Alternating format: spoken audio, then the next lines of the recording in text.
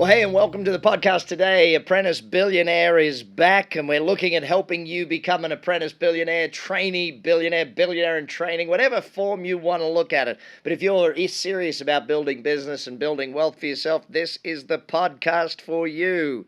I'm Brad Sugars, and I'm going to host with it today. And today I get to join a great team. These guys are having a lot of fun with business. Rik and Helen, how you doing, gang? Hey. Yeah. Lovely to say hello. Yeah, we're good, thank you. Well, I'm here in Las Vegas. You guys are over in Chelmsford in Essex, so hence the half Australian, half American accent talking to the Brit accent. And we're a bit lost because we're both originally from the north of England, and we're now down in the south. We've been here 10 years, so the locals around here don't understand us either. It's kind of funny, when I travel through England, I always wonder something like I get to places like Hull and I look at people and go, what are you saying to me? And they're speaking more English than I am, so there you go. Now, listen, you guys, you started a business, HayPigs. Before we get into what the business is and how it works and everything like that, what got you to decide to go into business for yourself? Because you're crazy to go into business for yourself these days, apparently. Oh, yeah, absolutely. I think it was my fault. It absolutely was his fault. Yeah. I'd had a career in product design. I'd worked for people. I must admit, I always found it difficult working for people. I was always the one who was rubbing people up the wrong way and challenging processes and procedures and the likes. And, I seem to know a few people like that, Rik. I know a few people like that.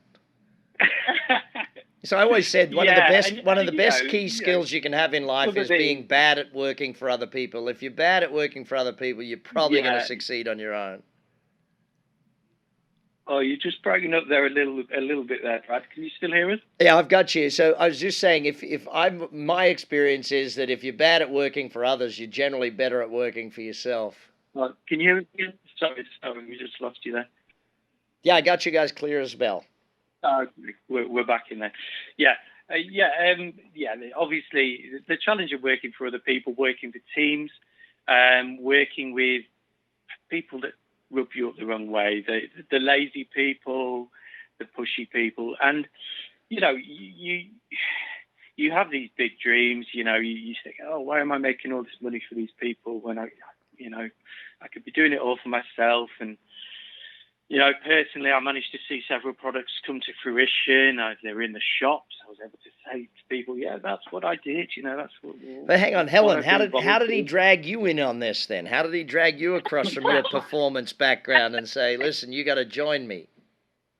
Probably kicking and screaming. No, I think I've sort of always been there as a support and as, someone to bounce ideas off. I'd say the fact that the business has grown out of something that we love, which is guinea pigs, that was kind of my fault because I was the one desperate to get guinea pigs as a pet. So I guess that then got the ball rolling. But really, to start with, it was Rik pushing it himself, and as things have grown and as, our lives have changed and, and my situation's changed with work and then having a child and, as such, I've then got more involved with the business. So it's really interesting, because I notice a lot of people when they start business for themselves, family members, friends, they're kind of like, you're crazy. What are you doing? How are you going to do that? So especially when you're young and doing it. I mean, it's like double crazy. How would you know what you're doing? Did anyone say that to you? Because I know being English, everyone's very prim and proper and wouldn't say anything like that to you. Well, yeah, I mean, we haven't got onto the business yet, but you'll when we reveal what the business is all about, I mean, you can understand there were quite a few people who thought we were off the wall, or certainly I was. Maybe Helen was supporting this crazy idea. I'm pretty certain, though, if people aren't crazy, they're not going to succeed at something, because you got to be a little bit nuts to go into business for yourself. You got to be a little bit crazy to want to do something that's opposite of what 80-90% of the population does. Absolutely, and you weigh up some of the risk. There are elements of it where you think, well, what's the worst case scenario here? What could we absolutely lose? We have a mortgage, we have a house.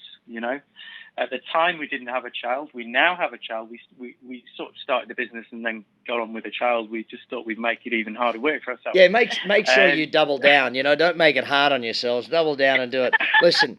If we all waited till we were a bit ready, no one would have ever got into business for themselves. No one would ever had a kid. And based on your business, no one would ever buy a guinea pig. I mean, all right, I've already said you guys are crazy. Now I'm going to tell everyone about your business. These guys started a business around guinea pigs, guinea pig products, guinea pig everything. You name it, it's guinea pig, they got it type thing. So for real, come on, tell me, Helen, was it real? You literally just adopted a couple of from a rescue center and then decided this is going to be our business? Yeah, I mean, my transition from working in an office in London was to strike out on my own and start off freelance. And I was working at that point down the bottom of the garden. The guinea pigs were spending most of the spring and summer out on the lawn, in a run. And I was watching them, and I'm trying to come up with the next novelty pencil for humans. I think the thing was as well, we'd bought them so much stuff. So as a pet parent, we'd gone out, hadn't we? Well, I know I just hang on. Take me back here a step. You bought a bunch of stuff for your guinea pigs. You've given me a new term there, a pet parent. A pet parent, yeah. So very much feeling that these animals were part of our family, and they very quickly became part of the family, I think. That's fantastic. They had a plaque with their name on the hutch. Yeah. But yeah, just going out and buying them loads of things, things that supported the kind of stuff that guinea pigs want to do. So tunnels and archways and places to hide and interesting ways to eat their food and all of the things that can kind of stimulate them. But we really got to the point where, we'd bought them loads of stuff and then we were looking at it. And I think that's probably, Rik, where your brain started working. And unfortunately, my brain, being a creative for, 13, 14 years, it doesn't switch off. And I'd been doing lots of things in the film industry where we're creating ranges of merchandise to promote films. And I was like, man, why don't we do ranges for guinea pigs? Wouldn't that be awesome? So, we started thinking about all these crazy ideas about space guinea pigs and circus guinea pigs and Wild West guinea pigs.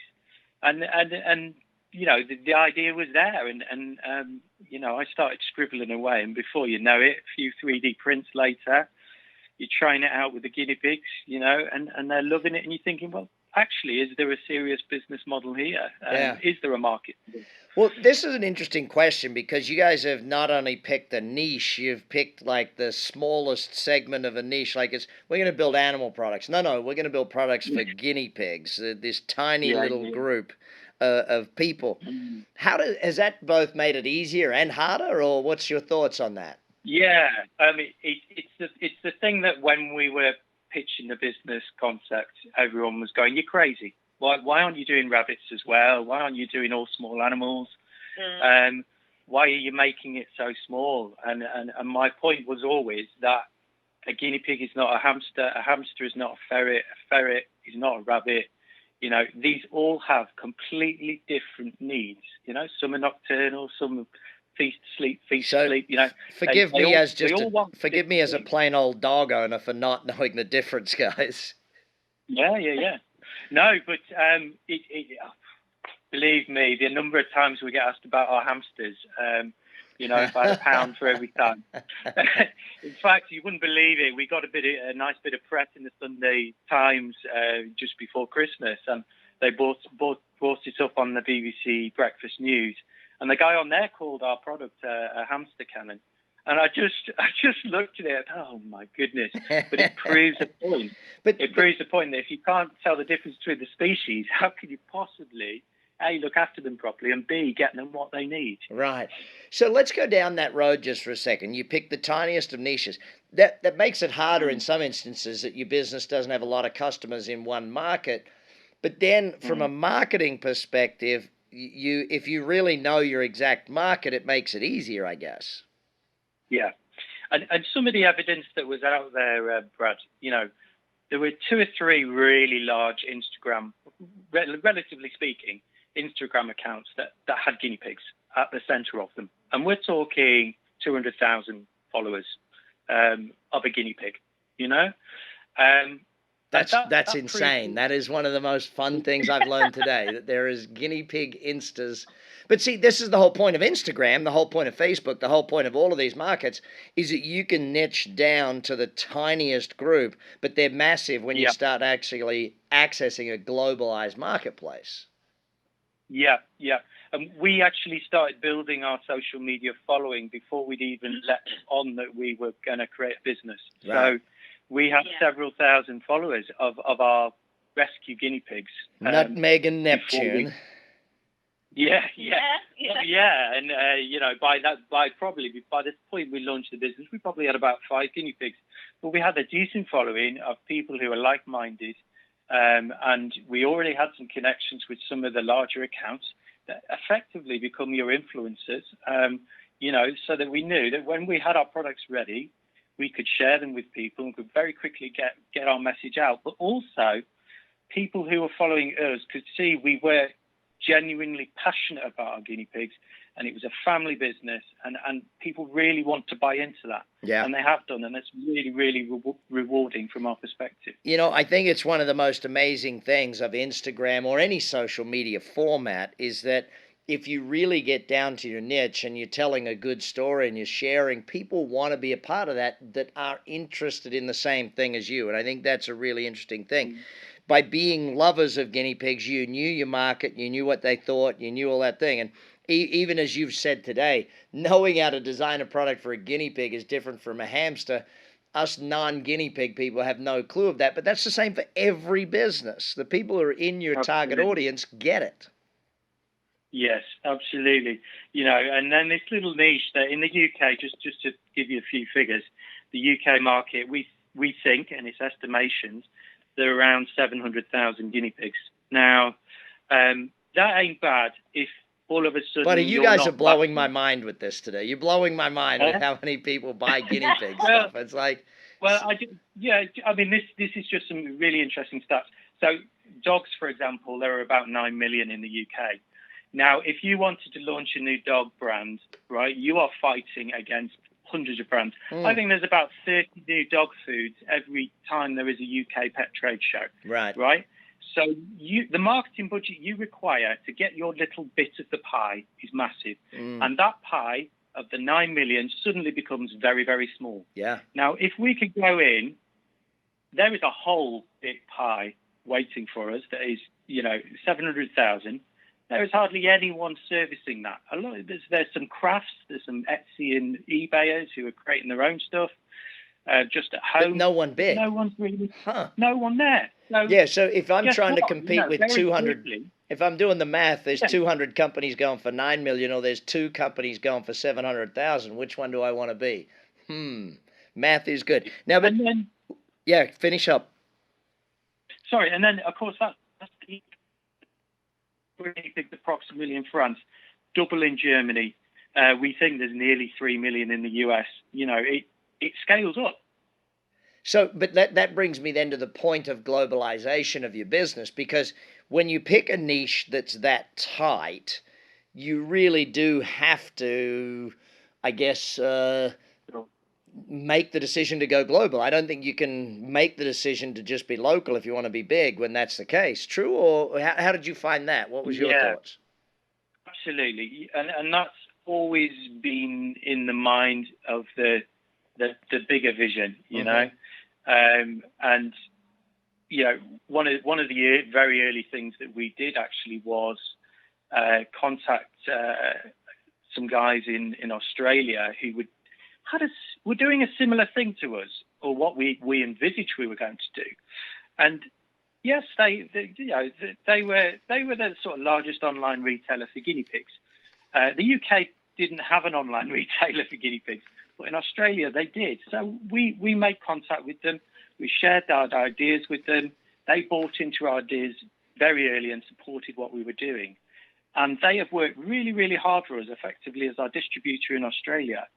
And not so long ago, we signed up with the biggest pet retailer in Australia. So, you know, that's within 19 months of trading with, you know, a small family business. It's interesting though, gang, because a lot of people when they're starting a business, older or younger, don't think as global as that. They sort of think very local. They think small. I love the fact that you guys being ready to go global from day one, and I think that that's a really important lesson for people here. I mean, you mentioned it was part of the vision. Was it part of the plan always to go to Australia first, or did that just come about so you took the first real opportunity that came your way? Which way did it work? Yeah. I mean, there was the research prior to, you know, to get this off the ground. I had to do my research, had to put together a business plan to get some funding together. Mm-hmm. So part of my research was looking at who is doing anything like this. And the reality was there was kind of a little bit of something going on in America. There was probably these Australian guys were the best at what I envisaged I wanted our business to look like in the UK. So it was kind of a bit of to putting the two together, but also with when I was working, you know, as a freelancer, working with the Australians was always fabulous. I've always enjoyed it. We are fun. Us Aussies are fun. That is the way behind it. I mean, it's fun. I keep telling you guys that you English kicked out all the fun people 200 years ago. We got that understanding. Yeah. Well, I think we totally did, you know. And I find the UK pet trade. Well, we certainly do. We find it a bit prudish, don't we? We find it a bit. You've got to break down the barriers. It's a bit old-fashioned. It's very old-fashioned, really, and I think there is change coming, but it does need to move with the times a little bit. But they're certainly on it over in Australia, and you know, and it's a couple of people we've got a really lovely working relationship with, which just adds to the joy of it all as well. Yeah. Well, let's flip this over for a second, because older people in business look at it and go, well, you're moving too fast. You're creating too much new stuff. It's too different. It's too unusual. No one wants to buy that sort of stuff. Whereas young people look at it from why are you so slow? What's it so stodgy for? How come you can't understand this new thing called Instagram? You know, to me, but that's what creates a lot of the opportunity. And I think without things like Instagram and Facebook and this stuff, your business would be very difficult. Yeah, and you know what? There's still people who take orders and they pack them in a box and they take them down the post office, and we haven't done any of that. Straight away, we had to take a large amount of stock in order to produce the kind of products we wanted, but there was no way that was going in our house. It would have filled our house. So we had to find a way of working with that. And that meant getting it into a fulfillment center, finding a fulfillment center, understanding how to work with a fulfillment center, but actually, you know, doing that, integrating it with a website where an order comes in, we look at the phone and go, oh, order's in. And guess what? It goes straight to the warehouse posts it out, and we hopefully have a happy customer at the other end. You know, the crazy thing about that is most people sort of, they theorize about virtual business. They think about virtual business. They've read about virtual business, but you guys do it every day. Yeah. Yeah. Yeah, and it as I say, it's through necessity. The bonkers thing about the way that we've done this business is that we've both had a part-time job on the side.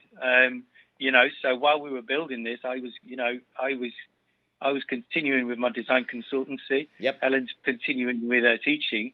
You know, and we were putting all the funds that were coming in straight back into the business to grow it as efficiently as we can. So, you know, we've now got a business that's ticking over nicely, and you know, I'm trying my best to say, no, I can't take any design work. I'm too busy, you know? You know, the crazy thing is, though, and this is where most people sort of, if I could really get people to understand, yeah, you start with a side gig, your side gig becomes your main gig. That's essentially what happens. And the millennial generation is the number one side gig organization, because Instagram and all of this has allowed us to create virtual businesses and build it from that. And I think that you guys are a living proof of that being a reality.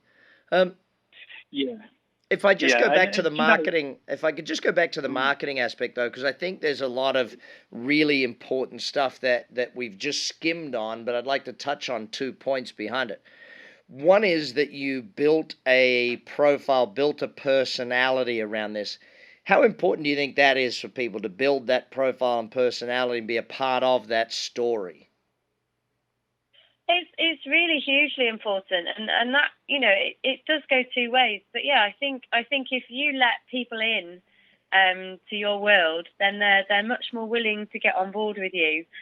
Do you think that's true? Yeah, I think that a couple of things that we've been very proactive with. You know, we've got along to pet shows.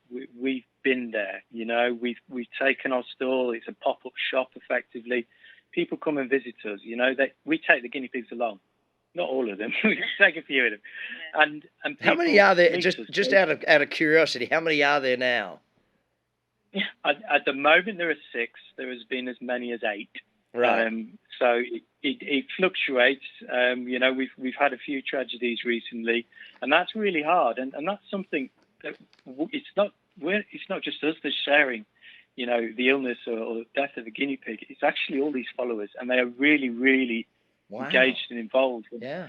And I tell you what, one of the hardest things to do is when I have to write that story about the guinea pig that's passed away, and then the reaction that we get. I mean, it's overwhelming, but it's, you know, but these people live your life with you almost. They live that part of it. I know there's a great farm here in the United States that produces great, amazing cows, and their beef is phenomenal. But they keep everyone involved in the family. You know, when there's a new calf, and when there's this, and when there's all these things, they keep people involved. And I think that that's a part of your success. Is it's a family story. It's all of that, and the guinea pigs make a part of that story. I think one other thing that is very important for people to realize is that you are marketing on a global scale. You are pushing it on a global scale. You're not just trying to be local. You can sell to anywhere, basically. Yeah. And that following is so helpful, you know, because classic thing for an entrepreneur is the highs and the lows, you know. And there are times that there's been some real lows, and you know, perhaps you've lost a guinea pig, or, you know, you've had a real knockback, and you need picking up. And guess who picks you up? It's actually that following. Yeah. That following that keeps you going. And you know, we've just currently welcomed 2 very, very young guinea pigs into the HayPigs clan, and just everyone's so excited. They're just, you know, these pigs are going to have such a great time. We know, we've seen what setups you guys create for them, and all the toys that they get to play with, you know, and it's so fulfilling. No? You know, you guys are a great example of what we can do when we set our mind to building a business. You've won many awards. You've had a lot of fun with it. But I think that the fact that you've gone out, created a virtual business, turned it into a real business for yourselves that takes care of everything, and it's what you want to be doing. This is the whole point of the Apprentice Billionaire. Yeah. You know, if I could say one last thing, it's congrats on building a business where you get to work together and live your life together, because that's an amazing thing in this day and age. And you know what? We've found ways of working harmoniously as well. Believe it or not. You know, that's a whole other podcast. That one there is a whole other podcast. Rik, Helen, thank you so much for sharing a bit about HayPigs with us here today. I love what you're doing out there. I love that you set an example for people to get into business for themselves, doing stuff they love, and creating amazing success. Thanks for being on the podcast today. It's been an absolute pleasure. Thank you.